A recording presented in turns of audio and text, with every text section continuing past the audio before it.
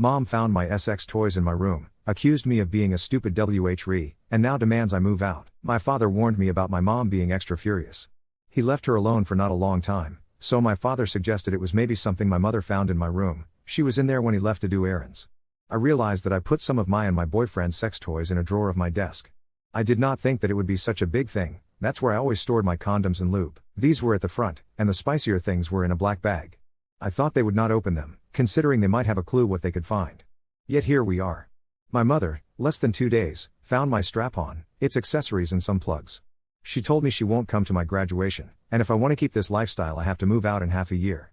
My mother was always the easygoing type, the cool mom, who was never restricting me in any way. I knew that sexuality is something she is more reserved in, but I did not think me having sex toys would be this enormously tragic. Yeah, I thought that it would be an embarrassing situation.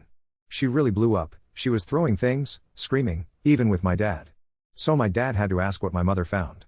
He was already fed up with my mother anger, so he just looked down and shut the door gently. So now I'm a stupid whore, and if I continue to live this lifestyle, which means I own sex toys, I have to move out. I am not allowed to talk to her and she is disgusted by me. For now, she won't come to my graduation, and she won't let my boyfriend, or anybody, sleep here. I don't know what to do. It's not like I can apologize for that, right? It's my sex life. Or was I in the wrong? I'm confused. Edit, thank you for your comments. Today is my graduation day. None of my parents are talking to me. My father is nonverbal, but helps me when I ask him. My mother is giving me silence treatment. She often shows this kind of behavior. She has outbursts like this periodically, like every 3 months. You can just feel her tension, like a bomb ticking. That's when we warn each other with Dad, to try to walk on eggshells. In this state she is not rational at all. You cannot talk to her calmly, not just me, even my dad. Most of the time there is no real reason, or if there is, it is often some little thing which makes you think that's all. But as soon as she sees your puzzled face, she is shouting while claims things that did not happen, or not exactly that way. She likes to guess what's in our minds, and is not listening. When she is seeing red, it's like a monologue. The best thing a person can do is stay silent, because she can pick out words and completely flip their meaning. When I was younger she would get even madder if I cried. Update 1. I wish it would have ended there. Although she couldn't bring herself to show up, she kept spamming me with disgusting messages even half an hour before the start of the ceremony. For example, she snooped again, and threatened me that she will send pictures of the toys to my boyfriend's family. I was so disappointed in her that I didn't lie to cover up her insanity. Funny thing is, the first person I told the real reason why she was absent was my grandma, and she was cool with it. Every single family member was there but my mother. You could feel the embarrassment and tension in the air, but I tried to calm everyone down with she is the one all alone, not me. It's still heartbreaking to see the pictures of this day. Traditionally, there is a dinner after the ceremony with a circle of family and friends. That was where the true awkwardness began. My roommate, bless her heart, did her best to keep a funny atmosphere, but my mother ruined the whole celebration with her drama. My mother sent me a message to throw out our items tonight or I should never step into the house again. So after the party I had to get those and some clothes, because I went to my boyfriend's place afterwards. He had his own graduation barbecue party the following day. My dad was in the middle of paying the bills in the restaurant, so I went to collect my bag with my boyfriend and my roommate. When I stepped out of the car, I asked them to stay outside, because I was afraid that my mother would actually hurt them. As I mentioned in my previous post, she is crazy when she is behaving like this. I quickly grabbed my things while my mother barked at me from the living room, and when I was almost out the door, I told her with the calmest voice, the most honest tone I could, that all I wished for was her to be there. And that's when I fucked up, again. I realized I left my keys in my bedroom, so I had to go back there. She followed me and attacked me. She started slapping and punching my face. I immediately felt cold. I was just empty. After some punches I held her wrists down and asked her whether this was worth it. When I let go she continued her rampage. She spit on me, told me numerous insults, like how I'm not even her daughter, and I am a whore, and this is the slippery slope and one day I will be fucking 5 guys at once, and how I am the biggest disappointment and she is so disgusted by me that she doesn't want to be in my life anymore. After a while I felt dizzy, so I had this gut feeling of you have to leave. As soon as I escaped out the door, my father was on the other side. I couldn't even look at him, I just ran down the stairs. When I was outside I was trembling, crying, I was in shock while my boyfriend and my roommate tried to console me. My father came out after a while and asked about what happened. After I told him, he said that it would be better if we would actually leave. I was crying during the whole ride. At my boyfriend's place I could see that there were some bruises next to my eye, and I felt so ashamed. After like 3 days I went home and found out that my mother moved into my room.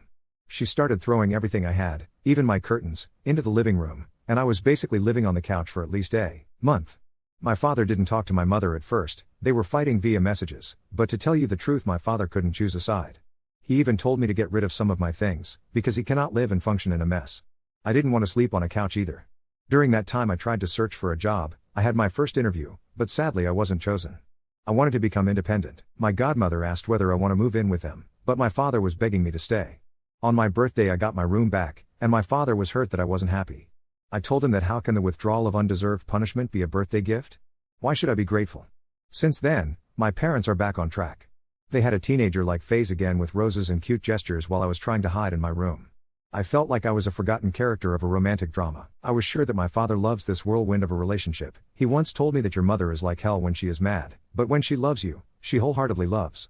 I actually read some self-help BPD book, because I was certain that my mother has undiagnosed BPD. Even if she doesn't, that book gave me comfort back then. I spent most of my summer at friends and on some prepaid vacation. Everyone was so nice to me. One of my friends even gave her apartment for me and my boyfriend for a couple of days, so we could be together on our own. My boyfriend's parents are strictly religious, so we couldn't tell the truth about why my mother was like that. And because they are so religious, we can't show any affection when I'm there, and we cannot sleep together. I had to sleep with my mother-in-law in the same bed once. My father told me one day that it would be better if I didn't come home often when uni starts again. He said that my mother can be more controlled when I'm not around, and whenever she hears that I am going home, she always gets nervous. Although that statement hurt a lot, I accepted it, and somehow deep in my heart I knew that this should be the best way. So university started again. I couldn't get a part-time job related to my studies, but I was dreaming of doing a second degree along with my master's. I had my savings for this, so I actually followed my heart and I'm doing both. Luckily my father still sends me some money on a monthly basis. I get some social scholarship too. My father had to keep my mother in this newly found honeymoon phase, so he bought some tickets to Greece. He sat me down one day when I went home, and told me that he only bought 2 tickets, because we are not ready for a vacation together. What did he mean? We were not on speaking terms with my mother at all. I wasn't mad that I wasn't able to go. I was mad because I felt like she was given all these expensive and heartfelt gifts, while all she did was beating me. And because of her drama, I didn't get my graduation gift, which was a trip to London. It felt like he spent that money on her instead. I had to look after my dog while they were away, and when they arrived home, my mother was telling all these stories about their time there. I always hated this out of the blue mood changes, but this was the point where we were talking again. I wasn't trusting her at all. I still wasn't coming home often, maybe once a month, mostly when they had some other things to do, so I could spend some peaceful time with my dog. They started to come to my dormitory often with no real reason. They bought me clothes, gifts which were uncalled for. It felt like they wanted to buy me back with materialistic things which I never actually liked. Saying sorry would have worked way better. This new behavior made me so confused, like I wanted to stay away from them. That was something I even talked with my father about, yet they were trying to get closer and closer. There is a free but short therapy-like service at my university, so I could talk this out with a clinical and family therapist. Whenever I was at home I would try to talk to them like we used to. Not deep talks but about what happened to me. I could feel that although they were so eager to give me some unnecessary gifts, when it came to the emotional side, they weren't that invested. One day mother changed her tone again, and told me that despite her talking to me she hasn't forgiven me and that it is so annoying that I mentioned my boyfriend and she doesn't care about him. She was hysterical, and she wanted me to know that if I end up with him later, she won't show up my wedding ceremony either, and she won't visit me in the future. That was the point where I realized I should really not get hopeful anymore. Since then I cannot tell them any stories, because I live with my boyfriend so he is in most of the interesting memories of mine. I would have to leave him out of the story, and that is really mentally tiring and honestly, it would break my heart. It helps that they don't even ask how I am, so me and my parents are just really drifting apart. What is interesting that although I was really a spoiled princess kind of a child, I always had this conflict within me that I felt so incompetent that I had mental issues. I was afraid that this world was too hard for me to navigate, and was so behind of my peers. I couldn't do any house chores, because my mother wouldn't let me do them, and she didn't teach me anything. But now that I see her once a month, and I am barely talking to her, I started washing my clothes at the dormitory, I learned to cook simple dormitory-friendly dishes, and I take care of my responsibilities. I even went to my doctor for an ADHD appointment. A year ago my mother dismissed this idea, and invalidated it.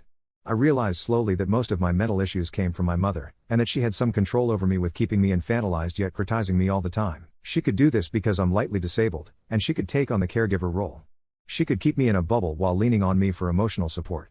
I had to listen to her and her traumas since I was little, and talk to her for hours. Still she could blow up per year or even more frequently, blaming me because I was a bad child. I wasn't.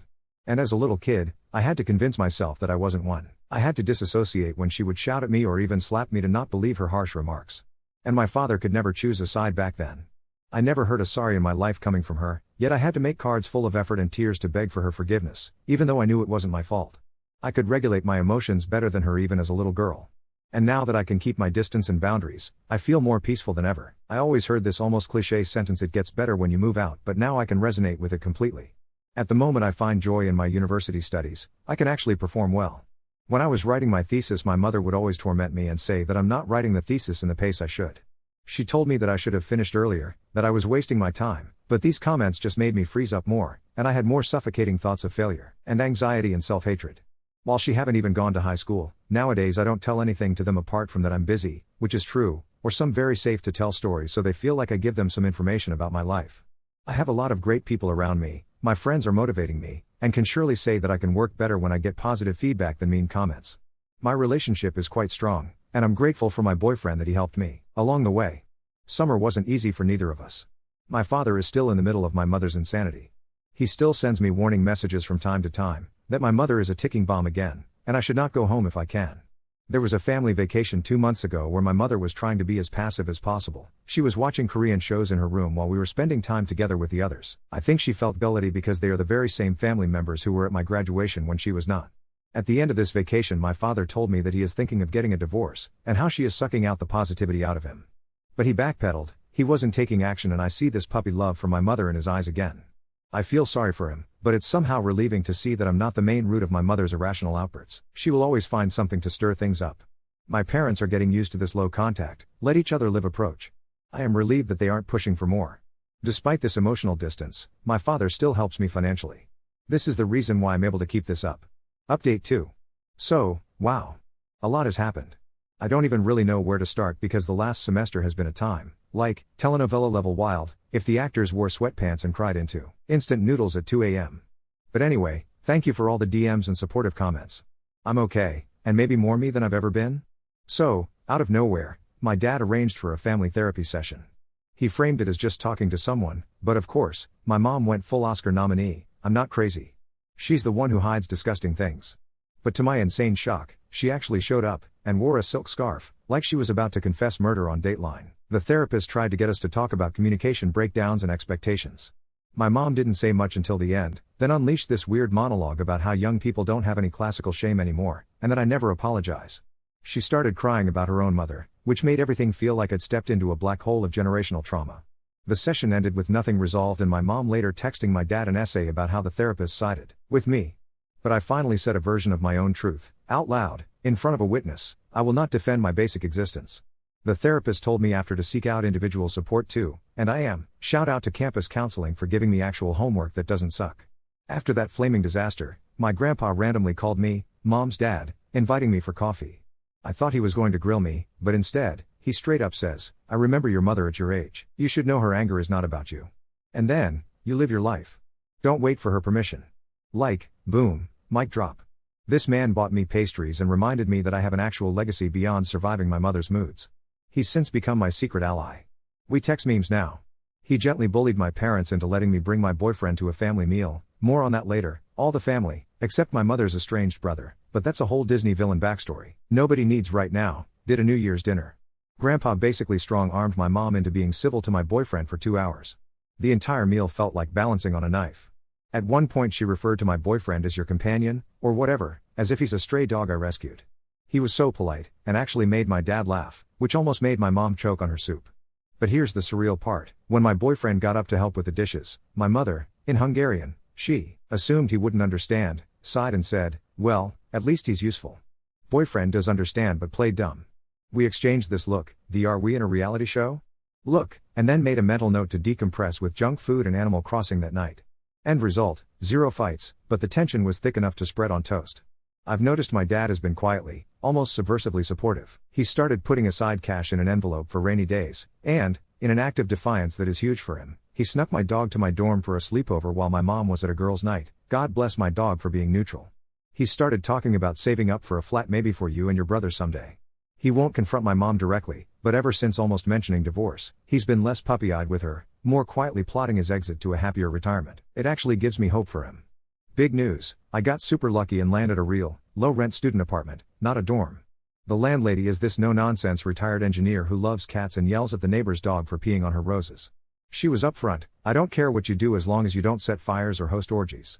She pronounced it orgies. When she found out my situation, she just shrugged and said, "Parents are mysterious creatures. I collect passwords as protection from mine." She's already loaned me a toolbox and critiques my cooking. "Needs more garlic, darling." My boyfriend is over half the week. We have separate closets and a chore chart. I have privacy, I can study, and the only drama is when the Wi-Fi goes down. As soon as she found out I'd moved, officially, with a lease she couldn't argue with, she went full hurricane. 5 missed calls in 10 minutes, angry essays about abandonment, and this is what's wrong with your generation. At one point she threatened to cut me off but backpedaled when I sent her a photo of my student ID showing I got a small scholarship. She tried to friend request my boyfriend on Facebook. He deleted it. She unfriended me for a day, then refriended, then unfriended again. She is, if nothing else, a fiercely chaotic presence online and offline. Here's the wildest part, my boyfriend finally sat his parents down and explained some of what's been going on. We didn't mention the toys, just conflict and boundaries and why I couldn't go home for holidays. It was terrifying, but his mom actually hugged me. His dad said, "All families are weird, but forgiveness takes time." Still won't let us sleep in the same bed, but at least now everyone knows I'm not wandering the streets. The phrase his grandma used once, bless her. Otherwise, I feel like I'm finally becoming an actual adult and not just a scared kid. I started working part-time at the campus library, book returns and even helping other lost students with printer jams. So empowering. I cook. I clean. I fix my own light bulbs. It's very undramatic but feels like rebellion after so many years tiptoeing around my mother's moods. My grades are up. I applied for a summer research placement and made Dean's List. I even managed a semi-okay birthday with my real friends. No one screamed or threw anything. There was too much cake. And, not gonna lie, sometimes I still randomly cry, but it's less about my mom and more about growing pains. That's it, really.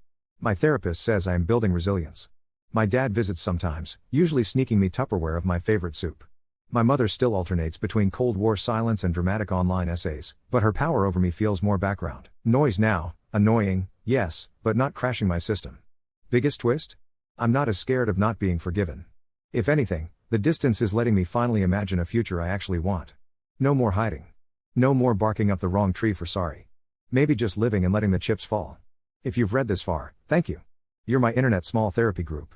I know the road is long, but right now, for the first time, it feels like it's my road. TLDR, got out, got a flat, got a little hope. Mom is still mom, but I'm finally more me. Update 3. Wow, I laughed, I cried, I now believe the universe delivers the strangest plot twists when you least expect it. Time for a real update 2, plot twist Palooza, Therapy Diaries, and Chaos Cats edition, because somehow, the past few months outdid everything before. If you've stuck with my saga, buckle up.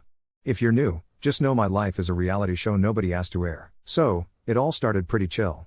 Or, as chill as possible when you're an emotional landmine survivor masquerading as a functioning student.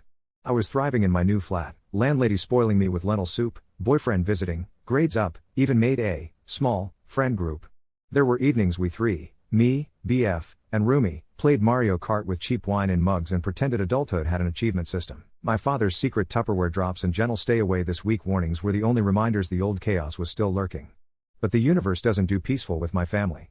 It started with Petegate, the neighbor's psychotic cat, that landlady claims she doesn't like, but buys fancy food for, adopted me. This ginger demon would sneak in, curl up with my dog, and meow until I let her nap on my notes. One day, I found an envelope propped against my door, with "from mom" and the world's worst smiley face. I steeled myself for emotional blackmail. Inside, though, was a photo of me as a toddler with my childhood cat, and a note that just said, "Don't let anyone hurt you, not even yourself." No explanation. No context. I thought maybe she was softening, maybe therapy was working in the background. Oh, sweet innocent me. Turns out she'd run into my old primary school teacher at the pharmacy and impulsively decided to play good mom for a week.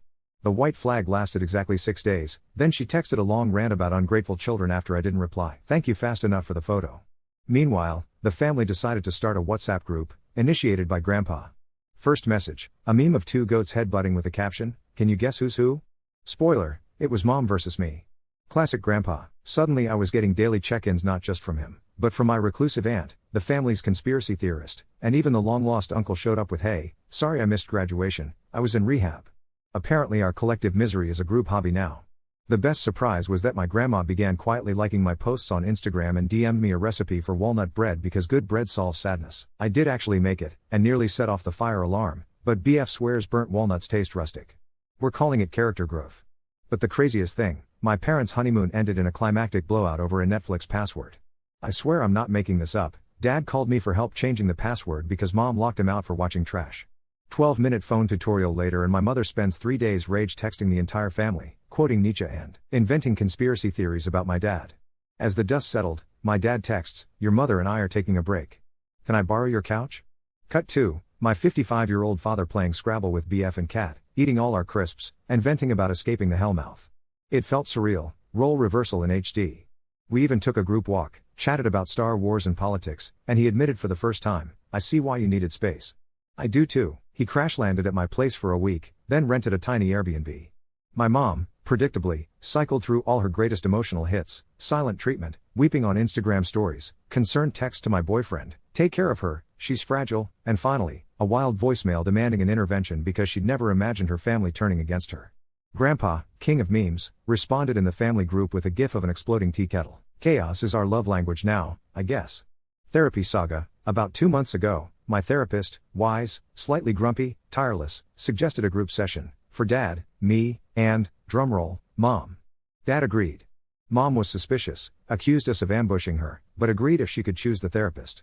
She picked a Catholic nun-turned-counselor who radiates peace even when the Wi-Fi cuts out. Session was on Zoom, so you can imagine the generational confusion. A highlight: Nun asks Mom, "What do you want from your daughter?" Mom says, "Obedience and respect." Nun deadpans, "Obedience is for subordinates. You want dignity." Even Dad choked on his tea. It was the most awkward, exposing hour of my life, but for once, I heard my mother admit, "I don't know how to control my temper." Not an apology, but progress. Later, Grandpa texted, "You survived battle. Next level unlocked." Somehow, the tension thawed. Dad told me quietly after, "Your mother's hurricane. I'm learning to build better shelter, not try to stop the storm." I nearly hugged him to death. University, I got picked for a summer research job, screaming, crying, "Thank you manifesting TikTok witches." I'm working on a project mapping urban green spaces, which means I get paid to wander parks and record birdsong. My little cousin says I'm like a nature spy. My confidence is climbing. My imposter syndrome is still there, but she's now more of a whiny roommate I occasionally agree with out of habit. Best of all? 2 of my closest friends from high school moved to my city this semester. Our group now has weekly resilient girl dinners, where we trade stories, eat too much soup, and gently trash our worst relatives. Last time, my roommate decorated the table with post-it notes of affirmations our families would never say. Winners included, "You can finish the yogurt, it's not for guests and it's okay to be bisexual." Which, by the way, I quietly came out as to my boyfriend, who responded, "Cool, now I can lose to twice as many people in Mario Kart, Mom update." She's still riding the mood roller coaster. Some weeks I get snippy texts, others, she tries to FaceTime me and my dog. She dropped off a pack of my favorite pens for your research. I accept these awkward tokens, but keep my boundaries ironclad. Dad looks happier, subdued, still figuring out his new normal, but less glossy-eyed. And Grandpa remains the MVP, inviting me to a secret family bread baking competition next month. My dog will be the judge. Final lessons: this mess isn't fixed, not really. My family's brand of madness is now just a chapter, not the whole book. For the first time in forever, I feel unburdened enough to wonder who I'd be if I didn't have to brace for emotional earthquakes all the time. And even when I do feel them rumble, I 1. Call a friend 2, bake some bread 3, let the cat judge my progress. If you're still reading, bless you. TL.DR, Dad's in his free man era, Mom's storming through Instagram, Grandpa's sending memes, the neighbor's cat has adopted me, and for maybe the first time ever, I don't feel like the world's biggest disappointment. Hell, I might even be okay.